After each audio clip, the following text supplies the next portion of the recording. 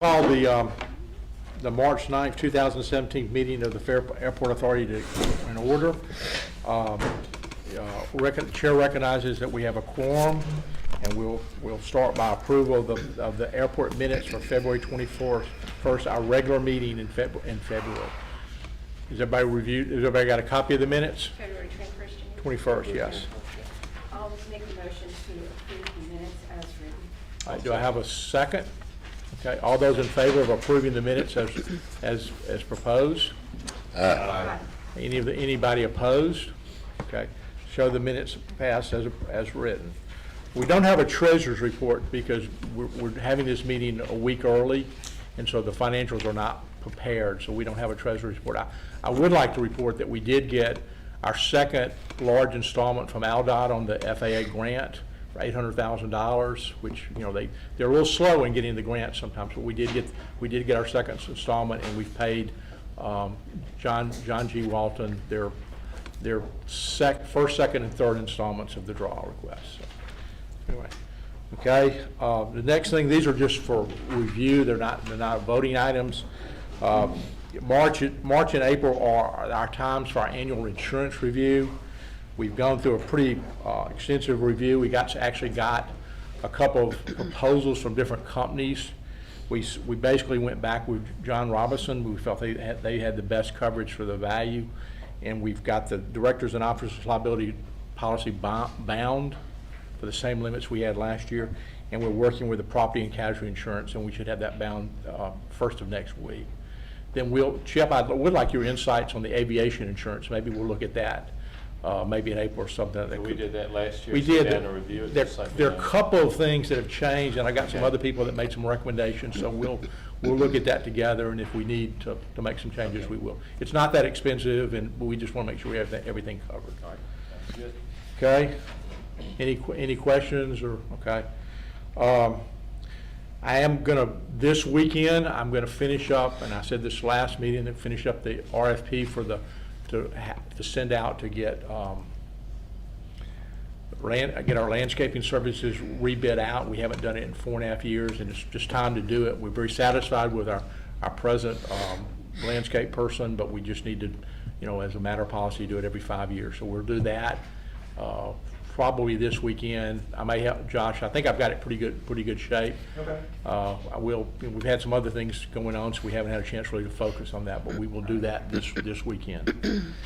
That's just a reporting item. Number 5, East Side Construction Project.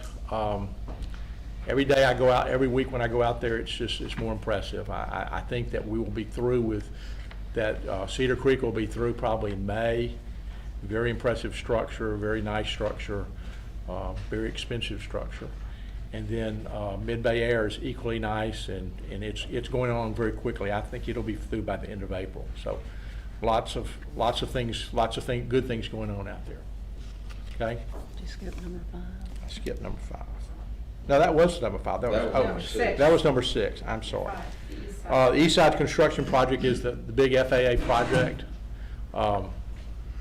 And we are 47% complete as of today. They have construction meetings this morning, 47% complete, probably another 3 weeks of dirt work, of earth work, and then we'll start doing asphalt work, the paving. So all the drainage is all but in, except for a little bit of it, except for some small piping.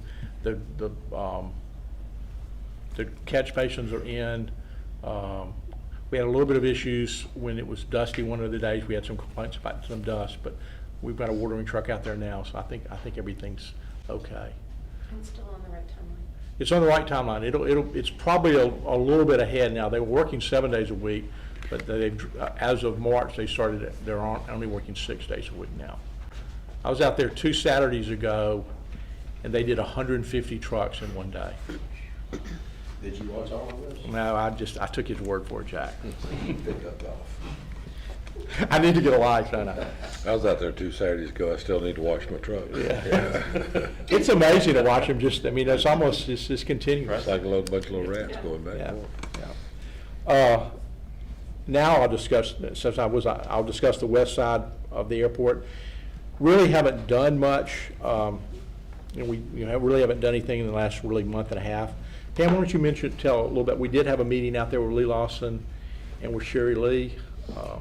Yeah, we reached out to Sherry Lee, Bloodworth Botox, and arranged a meeting to talk, let her know about what all the long-term plans of the airport have been over the past several years and how we were moving forward. And she met with us, and Lee Lawson was able to join us. And I think it was a very productive discussion.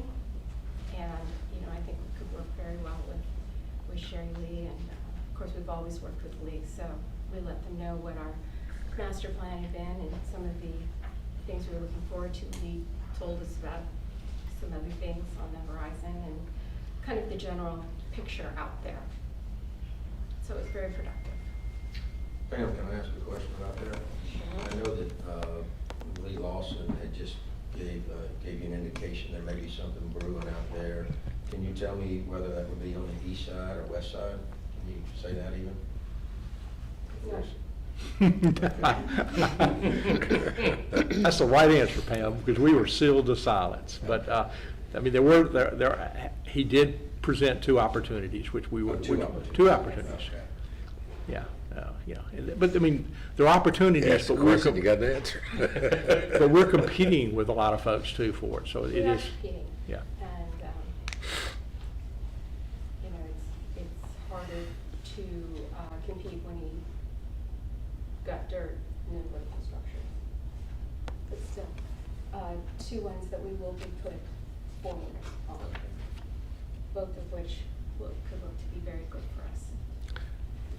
Can you call in? Good vertical Yes. structure, I'm gonna read a lot of that. Okay, now we're gonna move to number 7, Buy that. which we're gonna, You. Sure. So I press Yeah, the phone and we're just. dial the number. we're gonna now discuss discuss and approve resolution to refinance the airport authority's debt.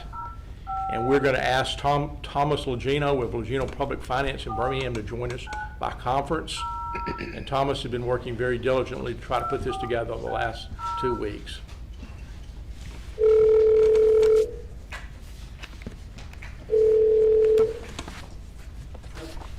Thomas?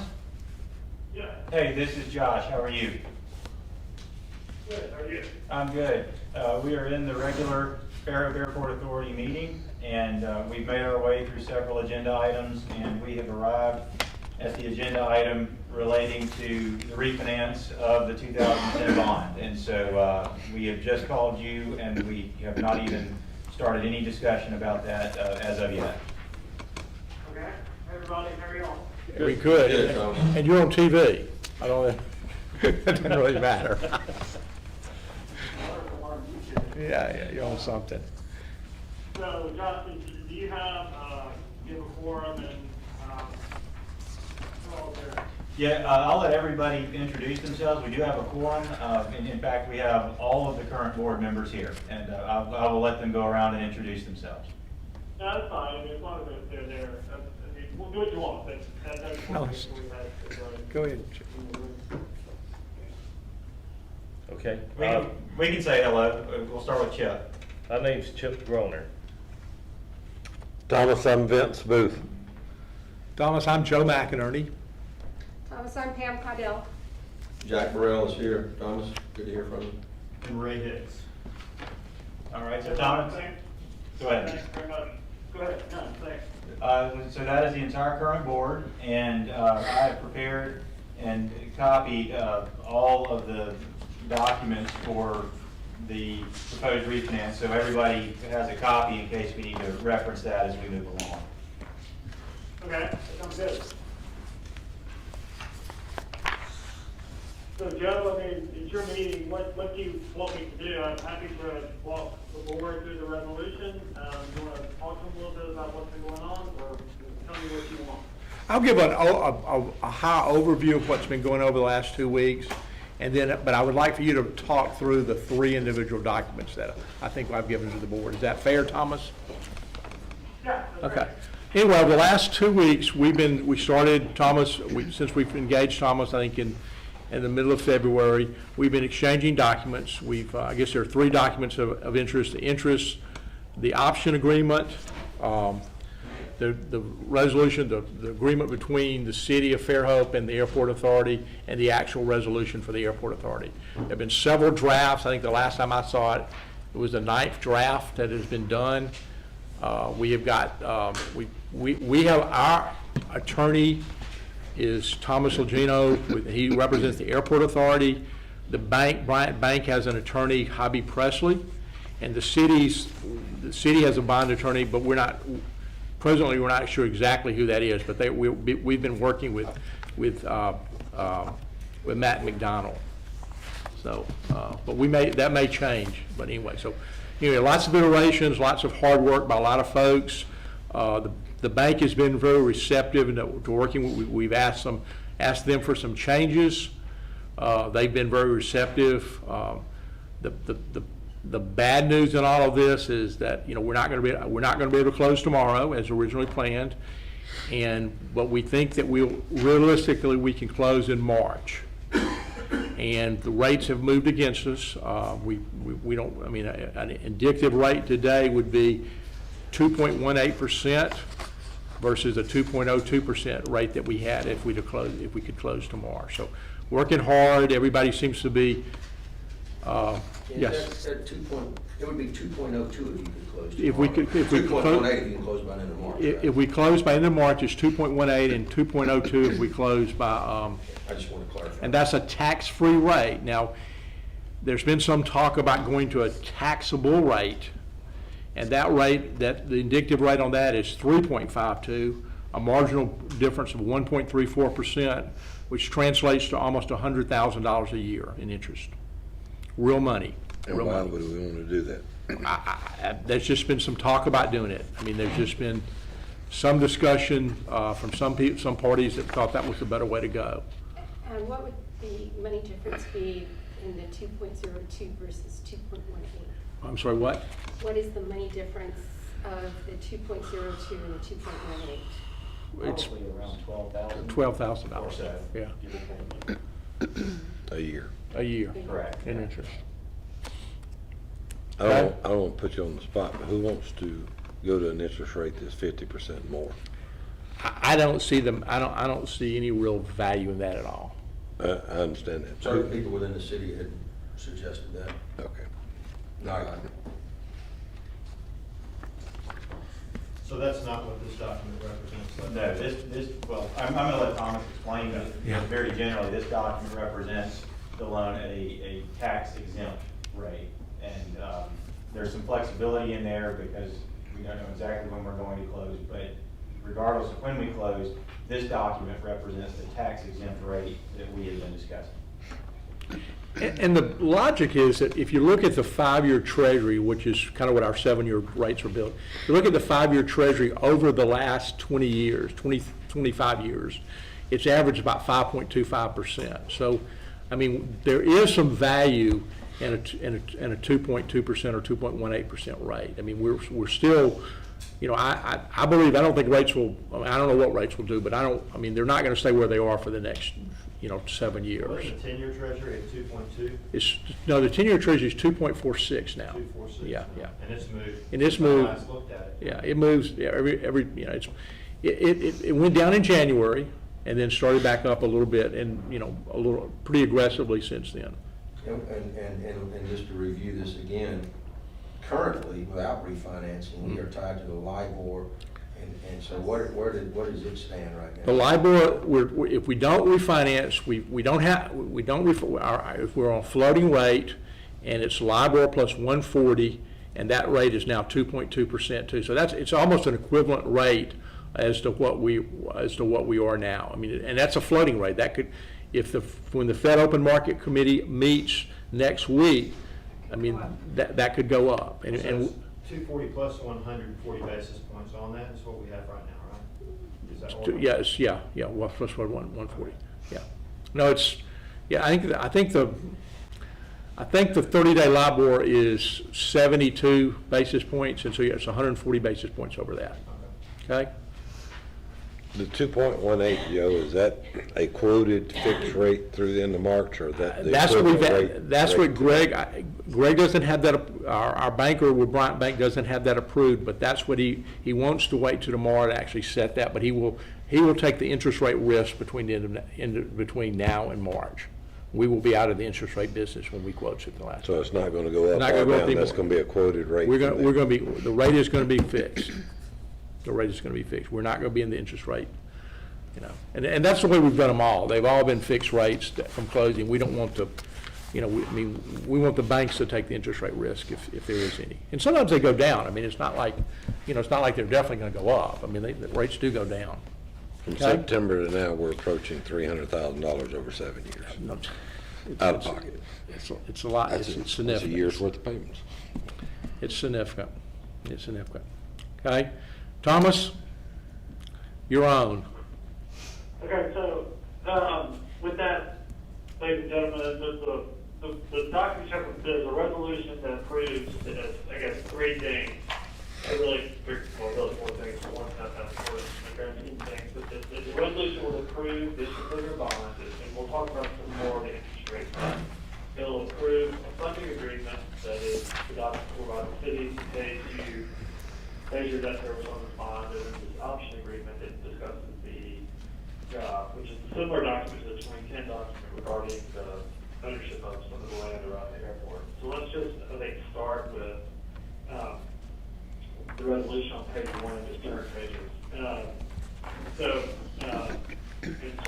anybody jump in and stop me anytime along the way if you have any questions. So the resolution here, on page 1, you have a number of findings that you made regarding the original 2007 bond and what it financed, the 2010 bond that was refunded the 2007 bond, and your determination to refinance the 2010 bonds with a new bond in an aggregate amount of up to $7.5 million.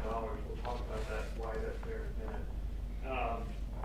You mentioned the funding agreement with Bryant Bank, and those are the financing parties. So on page 2, there are a number of definitions that set forth what this is all about. You have a number of things, including what happens if something happens in the bond return taxable. You have your financing definition, which will go to on page 3. You have your definition of financing, which is a concept whereby you can prepay a bond without penalty, except in the situation of a refinancing with another bank other than Bryant. Can I stop you there? Yeah. I mean, that was a clause or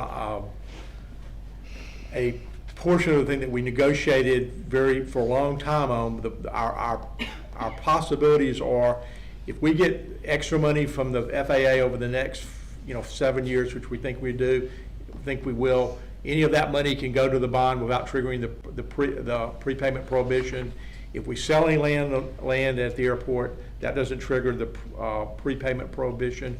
And if the city has extra money that they want, that they decide that they want to just pay the bond down, then that doesn't trigger the prepayment prohibition. The only thing that triggers the prepayment prohibition is that if we truly go out and refinance the bond with another bank. Okay, I just wanted, that was something we negotiated for a long time about to get to where we are. Okay? Yeah, that's correct. And the other little caveat is that if the city went out and borrowed some money and just wanted to pay this off, that would also count. And it's also, it's not a prepayment prohibition and that you can't do it.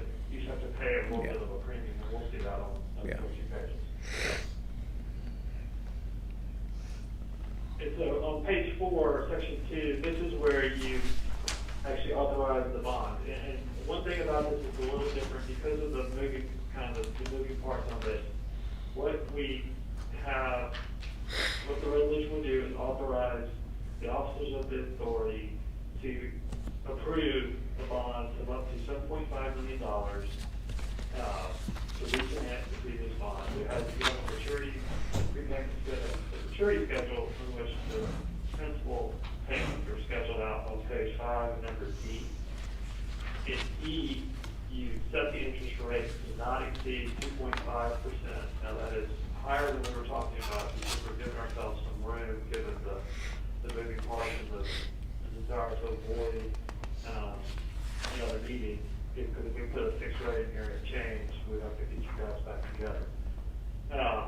There, again, the concept of a determination of taxability, where the bank requires us to quote, to agree to pay a higher rate if the interest on the bond is found to be taxable later on. It shouldn't happen. And then on my page to go, number K, the procedure for approval of final interest rates and principal. So what you're doing in this resolution is you're authorizing the chairman and vice chairman to size the deal within the parameters discussed. And if the city makes the payment this month to PNC, the real principal amount will be around $7.2 million. And you're authorizing the chairman and vice chairman to accept the rate from the bank and set that for the authority. Within the limits set forth in the resolution. In section 3, the bond's limited obligation authority payable solely out of payments received from the city through the funding agreement. It's important for a couple of reasons. One, the city can pay, and two, it's important for tax purposes. The rest of this is just clearly the limited obligation authority, and the city, you'll see that there's no recourse to any review for this. It's solely a corporate obligation of the authority. Section 4, you pledge the funding agreement to the holder of the bond. Section 5 deals with the registration and transfer of the bond. Section 6 authorizes the chairman or vice chairman to deliver the bond or execute the bond, and the secretary treasurer to do it and apply the seal. Section 7 is back to the prepayment discussion. You'll see in A7A1 there is the table of an optional redemption from the proceeds of financing, which is the exact thing Joe mentioned to you before. And then in 2, the right of you to also redeem the bond from other funds, is set forth there. The rest of 7 deals with the procedure to do that. Section 8 authorizes the chairman and vice chairman to deliver the bond to the bank. Section 9 sets forth that the use of the proceeds of the bond can only be used to prepay the Series 2010 bond in full and to pay cost of issuance of the bond with the 2 bonds. Section 10 authorizes the chairman and vice chairman to take such steps as may be necessary to call the 2010 bond and pay it. Section 11 authorizes the chairman and vice chairman to execute deliverable on behalf of the authority, the funding agreement, and the option agreement. And why don't we come back to those and talk about those in a minute. Section 12 has a few tax covenants, including the tax certificate agreement, which is the rules you got to follow in connection with the federal tax exemption and the Internal Revenue Code. Section 12C is interesting in that it designates this bond as a qualified tax exempt obligation. That's important. It's called bank qualification. And your normal person speak, for lack of a better phrase, and it is you're doing that in connection with this. Section 13 authorizes the officers to take such actions necessary to clean this thing up and get it closed. Section 15 is a requirement from the RFP that requires you to deliver your audit to which is the audit of the city, to the bank each year. Section 16 is a requirement of the RFP from the bank that requires you to move your bank account over there. And then section 17 cleans things up.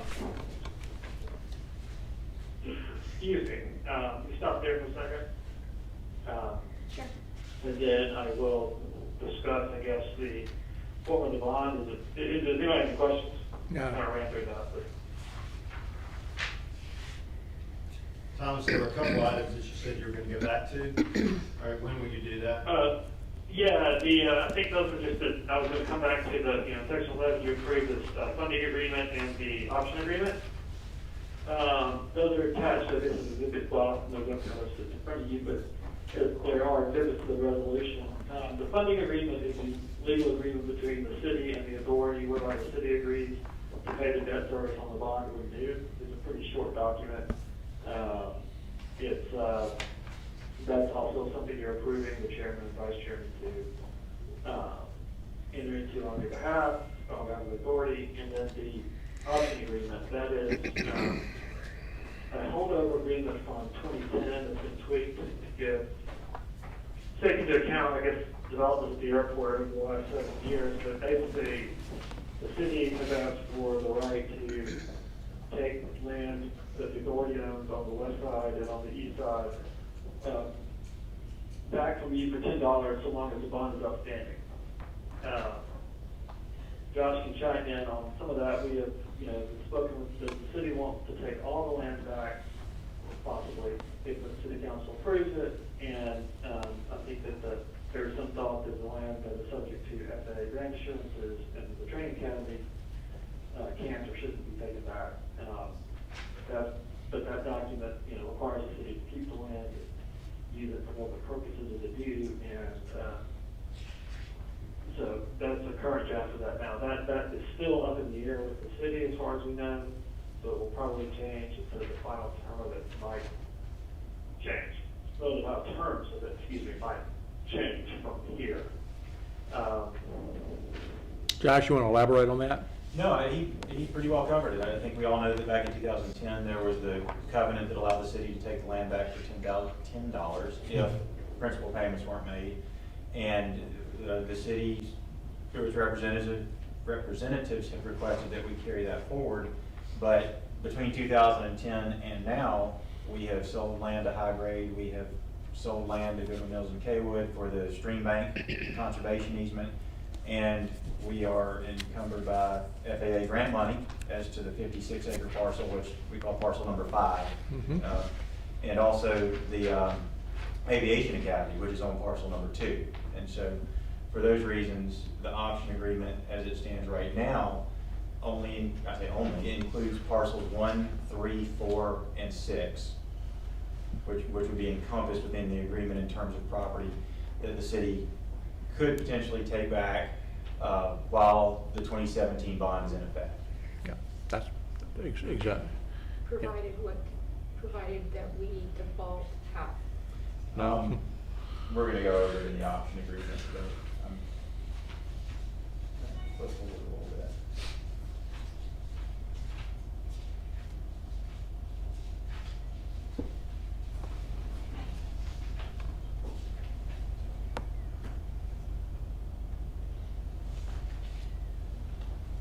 Well, Thomas, I mean, you can correct me if I'm wrong, but in the current option agreement as it reads, there is no Default. principal repayment obligation by the authority, is there?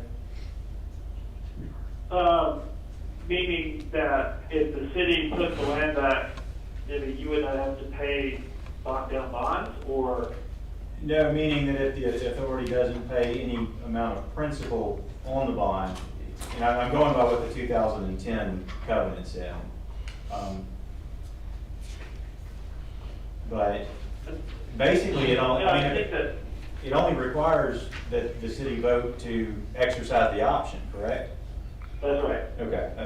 There's no trigger. It Right. just occurs. The city council votes. Yeah, on I it. mean, The city council votes to do it, and they do Part of it. that was,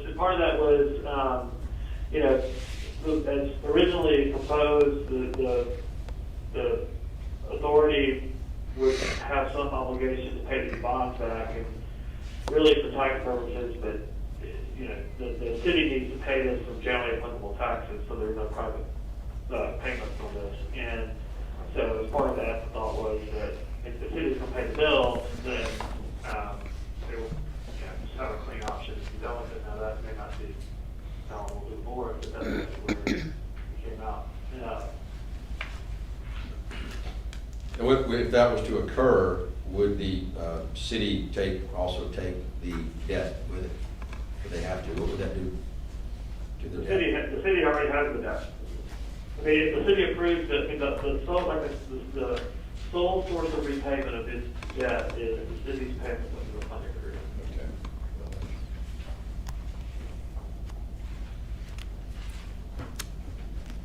Which is the same structure as the 2007 bond and the 2010 bond. Okay? Hey, Thomas, can you elaborate on 12C? Is that $10 million? Is that airport authority tax-free bond or city tax-free bond? Well, that's an interesting question. the airport, because the airport authority has eminent domain power and police power, it can only look to its own limit and any subordinate entities to it, with the red line.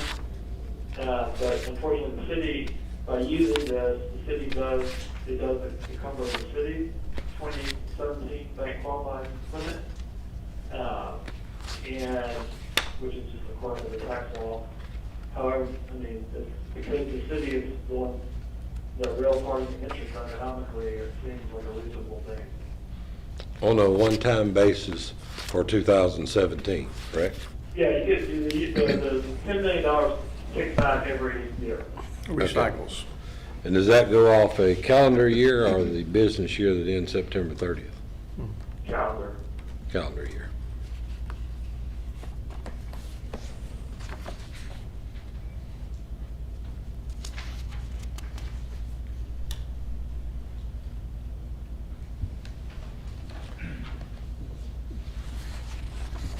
What, Josh, what Sure. else? Thomas, so we're now at Exhibit A, which is the form of the bond. Okay, well, the form of the bond, in general, the bond, that's what the bond will look like. It'll be on green paper, which is something we do. But the bond just summarizes what's in the resolution. I mean, the resolution approves the bond, and the bond is consistent with the resolution. So, you know, in the first page, you'll see that, you know, it has the bond is payable to Bryan Bank, which is the initial holder. And when the chairman picks the final number, we fill that in.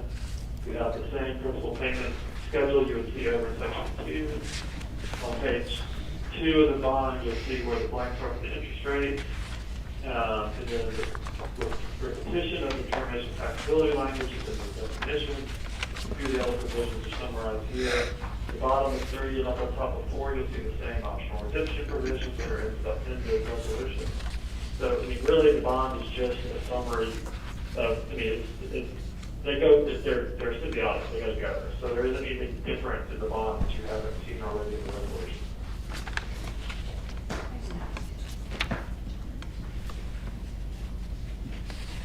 Okay, All right. And then I think we're on to the funding agreement, that's the Exhibit B. Okay, so, the funding agreement, really, the authority has no obligation to the funding agreement. It's the city that is responsible for making payment to the authority. The first page, there are recitals regarding, again, the 2007 bond, 2007 appropriation agreement, the 2010 bond, the 2010 appropriation agreement, and the recital again of up to $7.5 million on the Series 2017 bond. And then the city makes a finding regarding the airport facilitating economic growth and development of the city. And then on the second page, which is the entire document, the actual agreement is just one page. The city in section 2, well, in section 1, the city agrees the funding agreement shall be in effect the entire term of the bond is outstanding. In section 2, the city agrees to pay the debt service when due. Section 3, the city confirms the general obligation pledge of the city to make those payments. Section 4, the legal authority, the statute of the state of Alabama authorizes this. Section 4.3.49, which is in your airport authority statute, and then Title 11, Chapter 63, which has general provisions regarding cities supporting their subordinate authorities and boards. Section 5 just deals with not changing anything without the consent of the bank. Assigned it to the bank, or the holders of the bond, I should say. Because the bank could transfer the bond if they wanted to. Section 6 talks about amendments can't be made without the consent of the bank, typically. The city can't amend it on their own. Section 7, termination of the consent agreement, and that's that.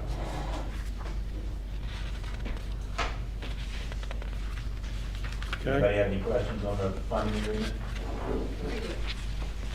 On Exhibit A and the form of the bond, when it's going through the schedule of payments. So the first payment would be $75,000 due September 30th of this year.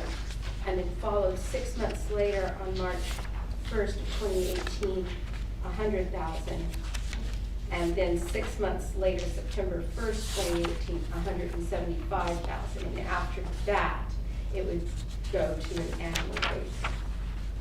I'm not sure that's right. I think that's just the principal. That doesn't include the interest. That's the principal. The interest is Yeah. paid monthly, okay? Right, well, I meant to say the principal, but I'm reading. Yeah, we have the that's- 2 6-month payments. And that's right. I mean, that's, the reason we're doing that is because the way it's set up now is we're gonna have to pay the $305,000 to PNC next week. Yeah, And so if we pay 305 to PNC plus the 175,000, we'll be paying almost $480,000 in principal this year, plus interest, $140,000 in interest. That's almost, what, $620,000 in debt service, and that's a lot for the airport authority. So what I try to do, and I think the bank is receptive to that, is to try to give us a little bit of a breather that first year.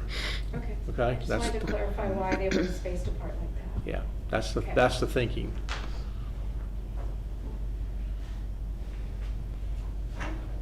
Okay? And so Thomas, the next document we got is Exhibit C, the option agreement. Okay, and so this document is, we, I guess, discussed it a little bit, but again, it's relating to the land surrounding the airport that, like Josh mentioned, Josh and I referred to on that. And it's from really your, PowerPoint presentation, I guess you made to the city council, some months ago that had a map of the airport with the 6 parcels that are divided up. Just, I guess, how we got divided that way. Anyway, so surrounding the airport, one being, I guess what I call the industrial park, is going around the 5 and 6 on the east side, the, side to where the development's going on, 16, that's the road plan, future development. Anyway, this document, again, makes findings related to the getting of financing and how we got here. On page 2 of the document, section 1, is we grant the city an option to purchase as long as the 2017 bond is outstanding and the funding agreement is in effect. Section 2 just requires you to cooperate and do it within 90 days. Section 3 confirms your ability to market and sell the property on your own.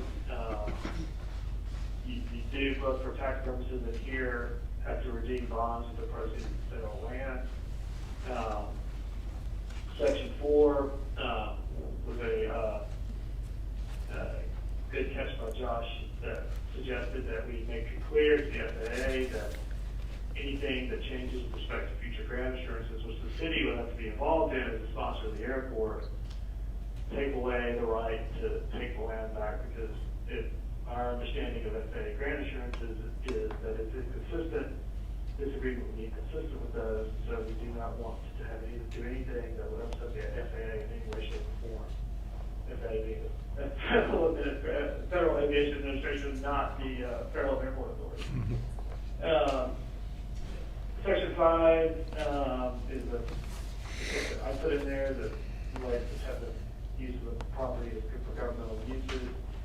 That's an obligation of the city, not the authority. Section 6 makes it clear that to the extent that there's any conflict between this document and the bond document is controlled. And that is, and then if you flip on it, you'll see Exhibit A. Right now covers parcel 1, 3, 4, and 6.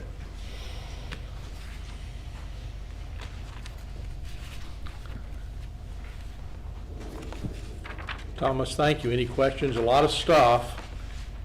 You can imagine how much work this has been to get this to where we are now. And it's still got a couple more iterations, but it's close. Is that fair, Josh?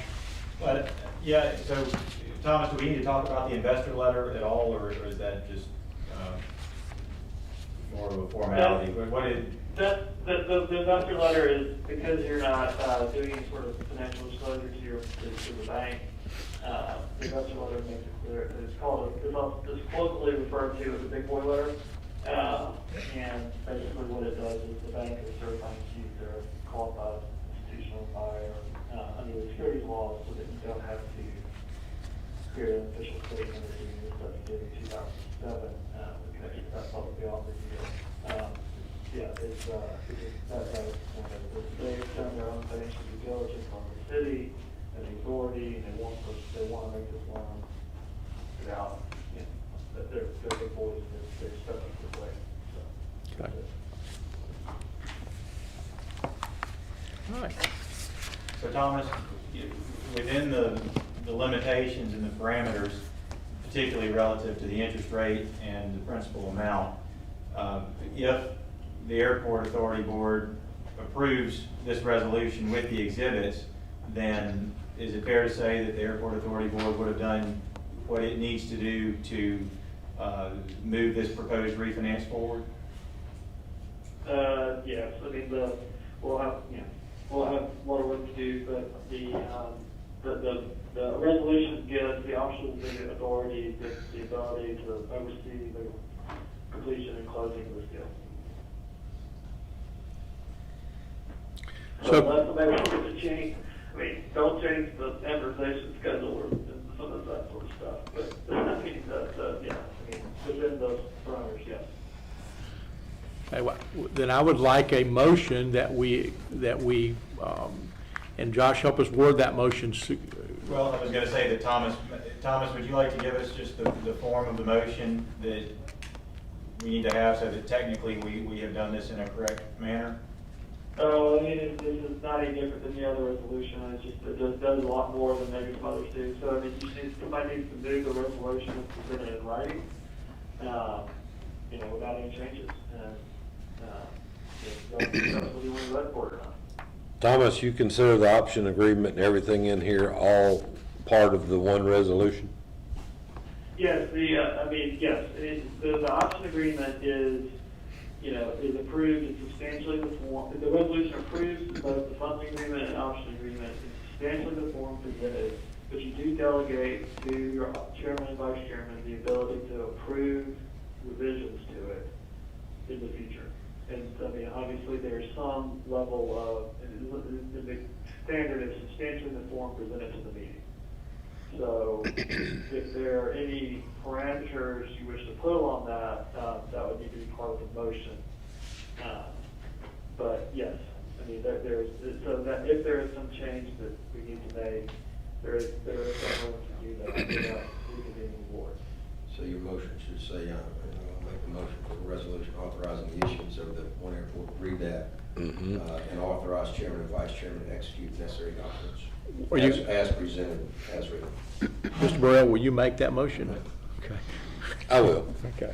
I'll make a motion that we approve the resolution authorizing the issuance of one airport improvement refunding bond series 2017 in the principal amount up to $7,500,000 and authorize our chairman and vice chairman to exercise those documents as necessary with our legal counsel and our bond counsel. I think he had the caveat to approve it as presented in writing. I think we said as presented. Okay. As presented. All right, do I have a second to that motion? I'll second. Okay. Any discussion? Okay, all those in favor of approving the resolution as presented, please signify by saying aye. Aye. And those opposed signify by saying no. That's to show the ayes have it and the resolution passed. Thank you, Josh. Thank you, Josh, and thank you, Thomas, for that explanation. Okay. Are we ready to close tomorrow at 5 o'clock? Thomas, Yeah, I think we're gonna get that done. Thomas, could you quickly go over the tax policy? Oh yeah, that was it did both. Well, I said you got the two motions and seconded, right, John? Yes, correct. So, Okay, thank you very much. So folks, the part of this is, I guess, thank you for keeping somebody in the last minute with all the running around. I would have liked to have sent it earlier, but things sometimes there was a lot going on. So what this is it's kind of a new thing in the last 3 or 4 or 5 years that the IRS likes to see issuers adopt post-issuance compliance policies that are, kind of give some guidelines to you guys to what you need to do after you issue tax with that. There's actually a box you check on the Form 8038, G, when this thing closes, that asks whether you can do this. And then there's,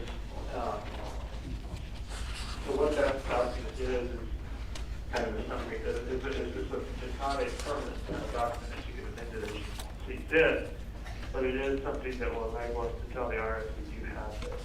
A lot of things that are in that policy are typical business, the refunding and the money coming in and going out, it's going to be gone. But that is what that is, kind of on a high level.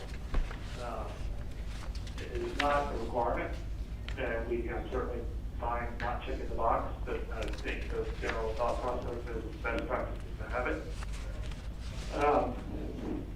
So let me kind of stop there and see if anyone has any questions. I don't know if it's going to turn out the pages in it, but I will. And so I guess I'll flip it back to you, Joe, to see. Let's just keep it at a high level. Should we approve this? I mean, yeah, I think it's better to have it than to not have it. Okay. Well, we're not sending it to you by then, and so, I certainly don't want to waste your time. Addressing it. Are there any financial consequences pro or con to this? No, they're not. I mean, it's just more of if the IRS came looking around, they would, if you were subject to a random audit or a targeted audit, that you can show it to them. Yeah, you have it. But no. Sounds like a good idea to me. Something you could do later if you want to review it. But again, I think everybody thinks best practices is to have one of these. Well, let's have a motion to approve it. It's called, let's approve what IRS, approve being in compliance with IRS Form 8038G, and we will, do I have a motion that we stay in compliance with that form? I think what you might want to say is you make the motion to comply with the taxes and governmental bond compliance guidelines. Yes. Okay. Chip, will you make that? Or maybe one Or did you- that you adopt the guidelines. To adopt the guidelines. We adopt the guidelines. Adopting the taxes and governmental bond compliance guidelines. Do I have a motion to adopt those guidelines? I'll make a motion that we accept the IRS Form 8038G guidelines. Okay. Do I have a second? I'll second it.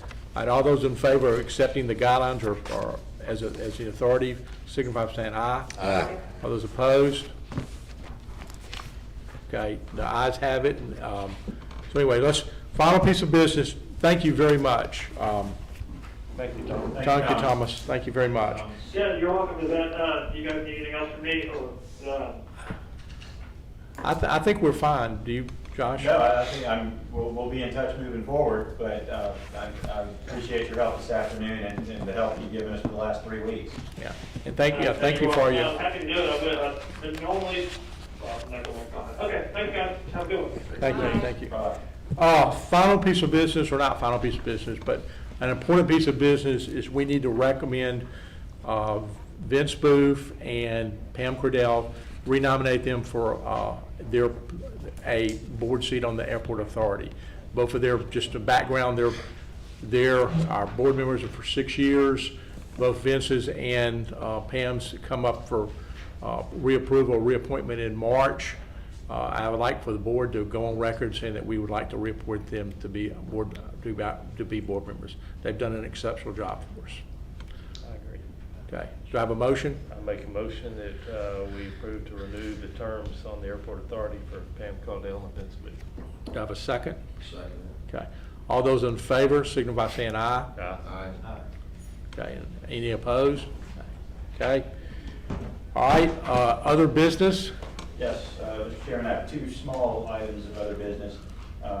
These are both what I believe are just ministerial items that relate to the lease with Mid-Bay Air LLC.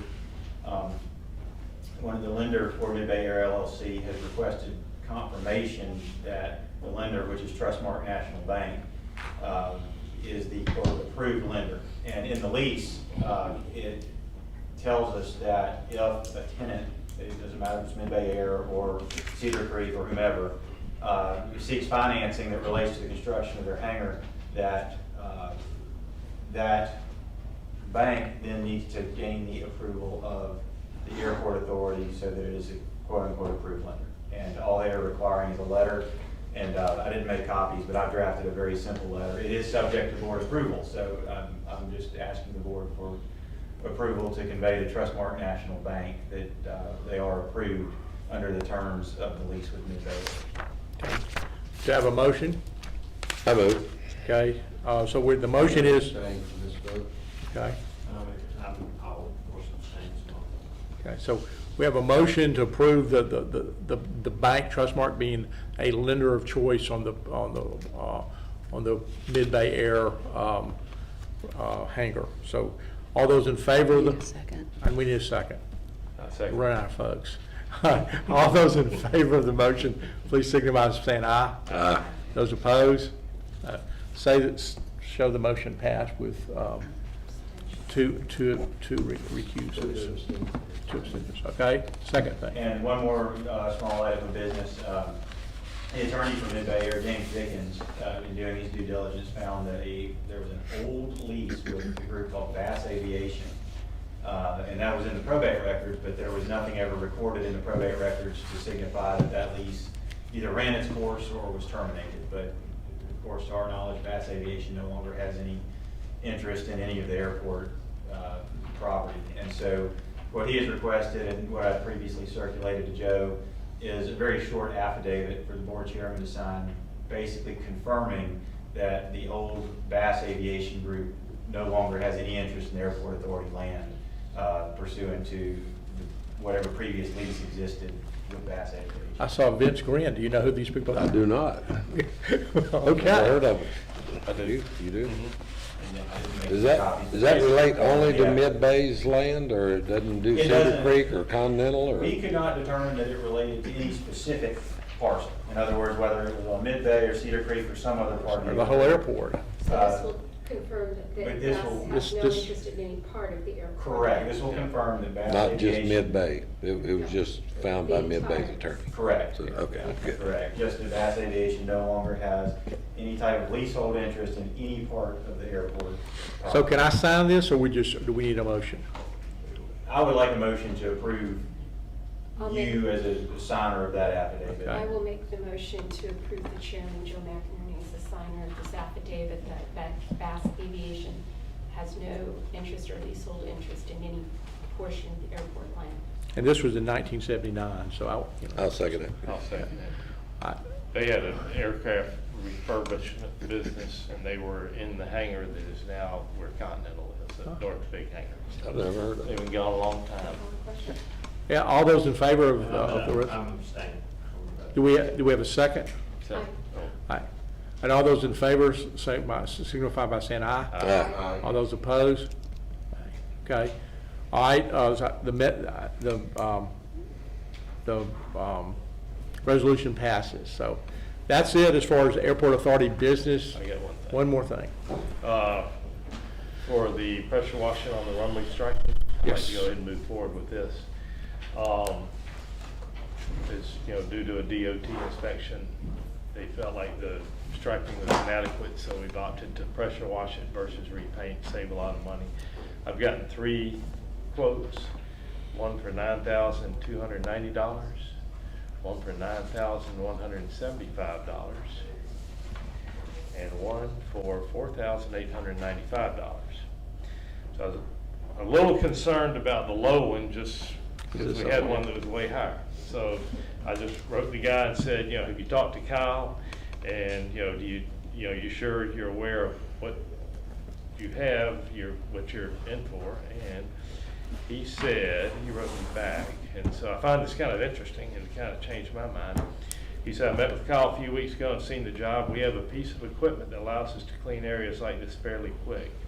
I don't know of another piece of equipment like this in the area. It's very similar to a riding lawnmower, but instead of blades, it has pressure washing nozzles and allows us to clean a path 40 feet wide while driving it down the runway.